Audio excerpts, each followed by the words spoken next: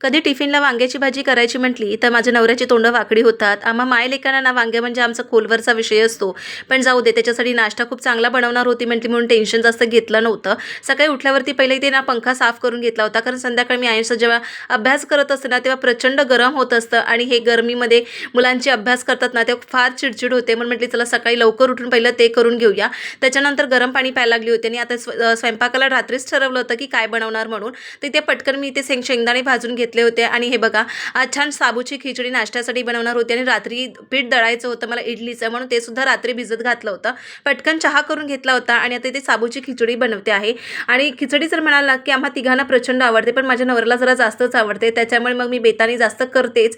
आणि जर कमी बनली तर मी थोडीशी कमी खाते. असू दे, कारण बिचारा तो एवढा 12-12 तास काम करत असतो, त्याच्यामुळे बोलतात ना बाई प्रत्येक गोष्टीला हे बाई लेडीजलाच ॲडजस्ट करावं लागतं. असू दे, आता वांग्याची भाजी मी फक्त 2च केले, कारण माझा नवरा खात नाही, तरी पण मी त्याच्यासाठी थोडीशी ठेवली.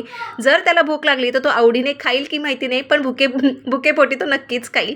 आता पटकन माझ्यासाठी ते मी भाकरी करून घेतली होती आणि आता इडलीचं पीठ दळायचं होतं, तर शेवटची 15 मिनिटं माझ्याकडे उरली होती. तरी पण एकदम फास्ट असं एकदम मागे ना सुपरमॅनसारखं मी कामं करते. बघताय सगळा स्वयंपाक आवरला. नाश्त्यासाठी साबुदाण्याची खिचडी आणि भाकरी आहे, वांग्याची भाजी आणि हे पीठ दळून घेतलं होतं. त्यानंतर तयारी करून ऑफिसला निघाली आणि ऑफिसमध्ये नाश्ता केला. भेटूया पुढच्या ब्लॉगमध्ये, त्यासाठी फॉलो करा. बाय.